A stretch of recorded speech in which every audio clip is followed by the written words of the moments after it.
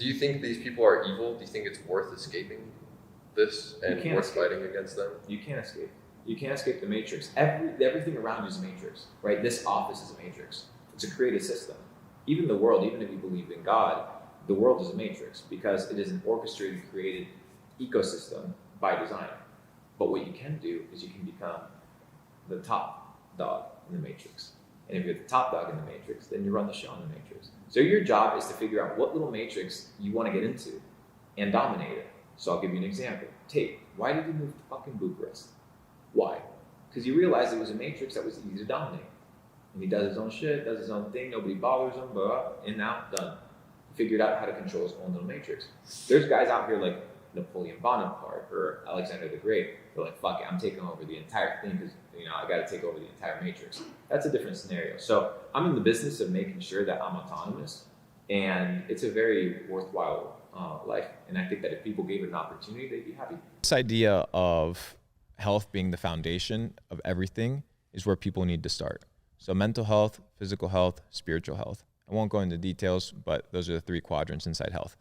The second one is wealth, right?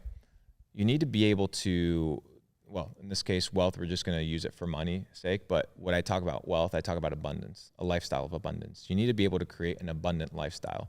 And that means you need to be able to have enough to be able to focus on yourself full time. You don't need $10 billion, right? It's not going to make you happy. You need enough money that your full-time job now becomes developing yourself. Imagine, Sebastian, imagine for 18 hours a day, you just focused on yourself. Mm-hmm. No business, no house, nothing. Like it was all personal. You were just training on yourself. How far ahead would you be of any other person in any realm of human endeavor that you decided to pursue? You'd be so far ahead, it would be unbelievable. So the second one is this idea of wealth. Develop habits that allow you to create a life of abundance. The last one is focus on the things that have meaning and purpose, because a lot of people get caught up by the material bullshit. They get caught up by the system. They get caught up by the things of the world.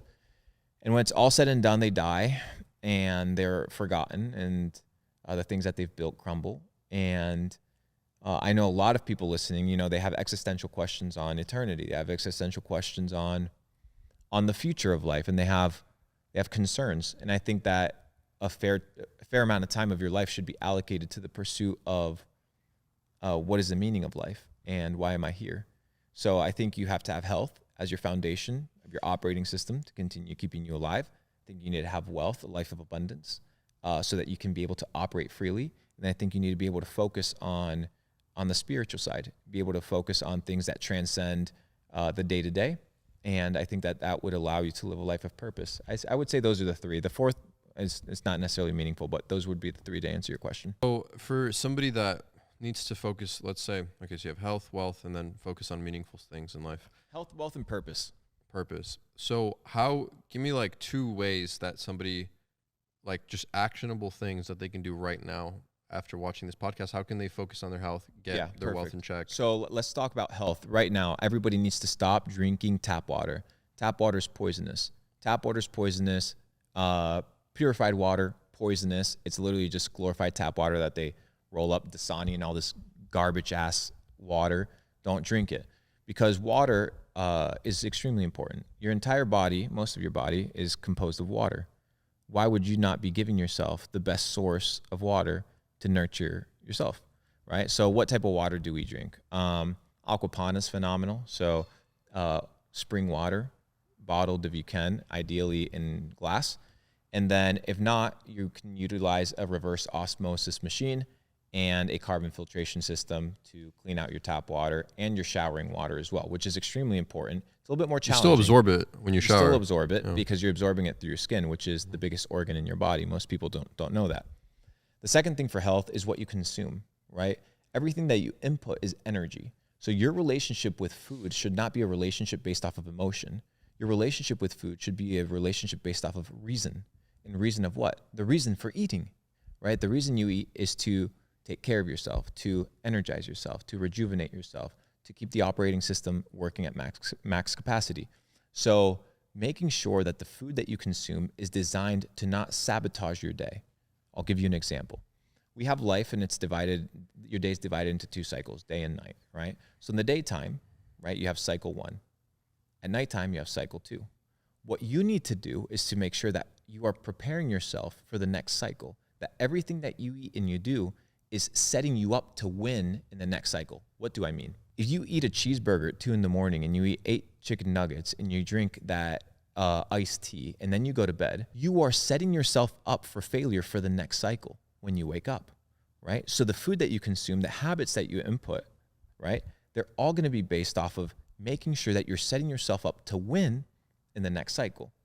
Does that make sense? Mm-hmm. Because people are they're like, dude, how can I move up in life? I don't know how to figure it out. But you keep self-sabotaging yourself. Mm-hmm. Every cycle, you keep fucking it up. It's like tie your shoes, maybe you can walk. So it's about logic, right? And you don't have to view foods with emotion. I know it's a difficult concept. I know it's not easy, guys. Again, it's not supposed to be easy, but it's the truth, right? And people are easy to be like, oh, well, that's crazy. That's too difficult. Everything is difficult at first.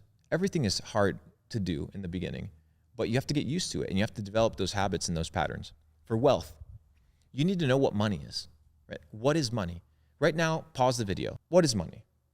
Define it. Most of you guys could not literally define what money is. Oh, well, money is a store of value, or well, money is power. No. These are things that money can give you, or attributes of money. But what is money by definition? Who can create it? How much can they create? What gives them the authority, right? All these things, you need to learn them. You need to learn them. Why? Because if you're going to pursue money, you better understand that which you're pursuing. Most of you guys don't have money because you don't understand anything about money, and you don't know what money is. Therefore, money eludes you. But if you want to attract money, you must first understand what it is. Second is to understand that for every action, there's an equal and opposite reaction, right? And I talked about this, right? And it's the idea of Newton's third law. Newton's third law dictates that for every action, there's an equal and opposite reaction. This happens in the natural world, but it can also happen and apply itself in our life. So people want uphill, we talk about people wanting uphill results with downhill habits. You can't have that. You need to choose what you want to commit to, right? You're going to commit to a shitty life or a great life. But this idea that you can achieve certain results in your life without putting in the specific requirements of work, right, is impossible. There are recipes and ingredient lists to a phenomenal meal, right? And in order for you to achieve that phenomenal meal, which you can, anybody can, right? Anybody can cook Gordon Ramsay's recipes.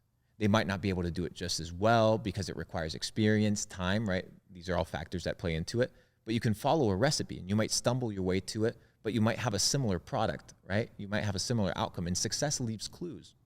And if success leaves clues, you need to figure out what that ingredient list is for your life and actualize it.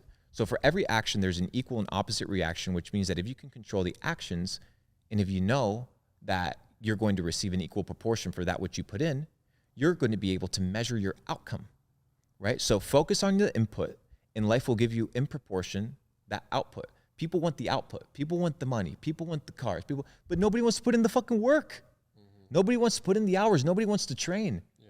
Focus on the input and let the universe focus on the output, because by natural law, that will happen. So if you're in the gym, the harder you lift and the harder you try and the more dedicated you are, the better you're going to look. Why would you cheat? Why would you cheat yourself? Right? Why would you cheat yourself from achieving your fullest potential? And it's not just going to the gym, right? It's developing a healthy lifestyle, because you can go to the gym, go home and stuff yourself with 2 fucking pizzas and drink some Mountain Dew. Doesn't mean you're doing anything, because it's not about getting jacked. It's about living a healthy lifestyle, becoming autonomous, and it's about lifespan longevity. Dude, I don't want to be like fucking Ronnie Coleman, who won Mr. Olympia and had all these great achievements, and now the dude can't walk because his legs don't function, right? That to me is not success, right? To him, he's a gym freak, like the dude's a savage, mad respect, but I don't want to live that way. I want to live till I'm 120 years old. Oh my goodness, what, this guy's insane. Well, maybe I know something that you don't, motherfucker. Maybe I think that humans can actually live till they're 120 because I've done my research. So I need to live my life in accordance to achieving lifespan longevity, which is the second idea which we talk about. For wealth. And then spirituality, you want to talk about that one? Yeah. Okay, perfect. Spirituality, as you become more prominent in this fleeting world, you will have the temptation to become prideful. You will have the temptation to become arrogant and self-conceited, thinking that you've achieved what you've achieved by yourself. There's a reason why the poor people worship God more than the rich people. And it doesn't have to do with because the rich people are better or whatever. It has to do with they're checked, right? At all times they're checked by the system or they're checked by life that, damn, like they're not that great, right? You're not that much. You're worth shit. Because that's the reality. We're all dust. We're not worth anything. We're not that great.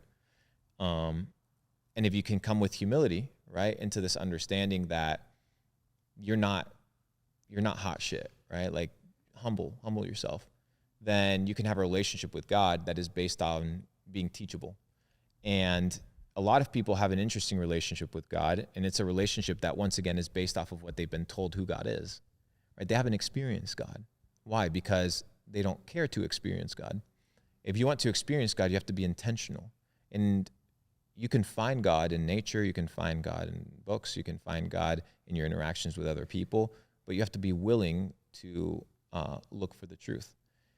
And in order for you to look for the truth, you have to be humble, because humility is what gives you the teachable attitude and the student's attitude in order to develop a spiritual maturity that is abnormal. The second one is you need consistency. Just like in your physical realm, the spiritual realm requires consistency, right? You have to consistently develop the spiritual side of your life in order for it to become strong. And when people are like, oh, Luke, how can I become like you? All these things are like, well, what do you mean become like you?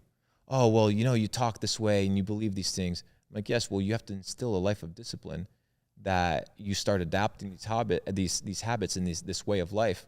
And then inevitably, it'll just become who you are. So I think people need to focus on being consistent, and I think people need to focus on having a teachable attitude and being humble. And if you don't humble yourself, the world and God will.